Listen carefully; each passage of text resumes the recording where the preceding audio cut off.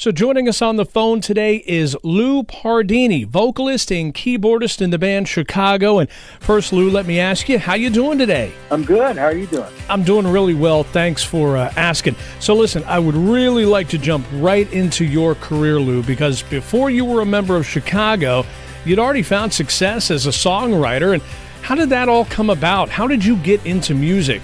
Yeah, basically, I just grew up loving music. I took piano lessons as a kid and then always loved popular music and eventually really got into rhythm and blues and jazz and then really eventually got into songwriting when I moved to LA. And kind of songwriting was my entry into the music business. I was a singer and a keyboard player, but I got together with some people at a certain point and started writing songs, and that kind of led to a big break with getting a song recorded by Smokey Robinson that became a number one hit called Just to See Her, and that kind of opened up all the doors. What a feather in your cap that's got to be as a songwriter to have a legendary songwriter in his own right record a song that you wrote. It was almost unbelievable. The publisher I was working with called me and said, by the way, this song that I've been trying to place for you, Smokey Robinson heard it and he absolutely loves it. He thinks it's one of the best melodies he's ever heard, ever. And then I started thinking about all the great songs that he wrote, Tracks of My Tears, Cruisin', Being With You, all these amazing songs. And My Girl for the Temptations back in the Motown days. Now, you're not just a great songwriter, Lou, but an accomplished musician, singer, and you had a chance to work with an idol of yours. Tell me about that. Well, it was, I wrote a song for a legendary group called The Temptations after a few months of really getting into songwriting also. And I got a phone call from the producers, and they said, we're in the studio with Stevie Wonder, and he's playing a harmonica solo on your song. And I thought, oh my gosh, that Stevie was really the guy that made me want to sing, just listening to him in high school. That was the guy that really made me really get into my vocals and singing and all that stuff. Sure. Before that I was really concentrating on piano and keyboards. Were your parents an influence on you with maybe the music they had around the house when you were growing up as a kid? Kind of, yeah. My dad had some records. The guy that wrote all that Peanuts music, Vince Guaraldi, who was a great jazz pianist and who lived in the Bay Area in California. And I would listen to those records and I said, what the heck is that? It doesn't sound like the music I hear on the radio.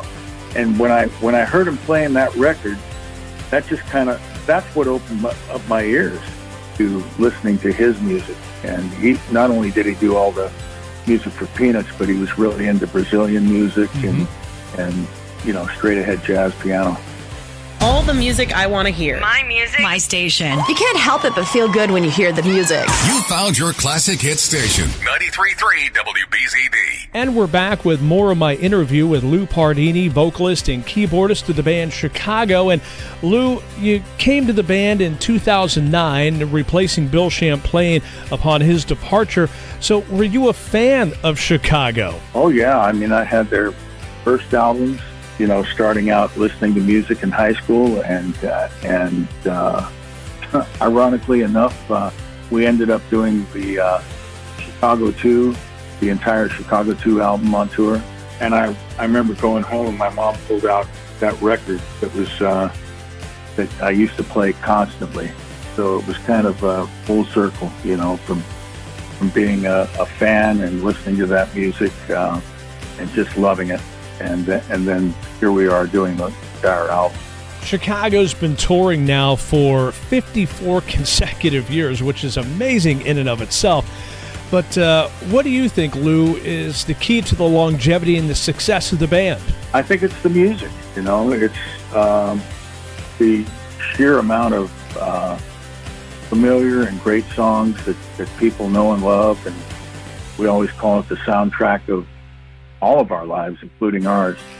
And I think people just relate to the songs and the music, and it's just a good feeling when for them and for us when we do our shows. You know, I'm glad you make mention of the music as being a soundtrack, because back in 2012, maybe 13, I saw you guys, and it's unbelievable just how much of a music catalog Chicago has. I mean, most, if not all, are going to recognize every song that you guys play. It's crazy. It's crazy. It's a one-of-a-kind thing because it spans so many decades, you know, from the time the group started, 60s, 70s, and then the resurgence in the 80s and songs in the 90s, and we're still working on them, you know, so it's just always a work in progress. So the show is this Friday night at the Bloomsburg Fairgrounds, and tickets are still available. You can get them at bloomsburgfair.com. But before we wrap up, Lou, I want to ask you, what kind of show can the fans expect from Chicago on Friday night? Yeah, we're just calling us an evening of Chicago's hits, basically, and we're going to just try to do all the songs that, you know, can't do them all in 2.5 hours, but there's always one or two that's, why don't you do this one? And, sure. You know, but we've kind of adjusted over the years and figured out the songs that we think, you know, most people that come to the show want to hear. And that's what you want to do, you know, of course. And just an evening of hits. Lou, I want to thank you so much for taking a couple of minutes out of your day to talk with me here and talk about the upcoming concert Friday night at the Bloomsburg Fair. No question about it, it's going to be a great show, and I want everybody that hasn't got tickets yet to get online and get your tickets, bloomsburgfair.com. So, Lou, thank you again very much for your time today. All right. Thank you, Jake. I hope to see you there, or if not, it was great talking with you.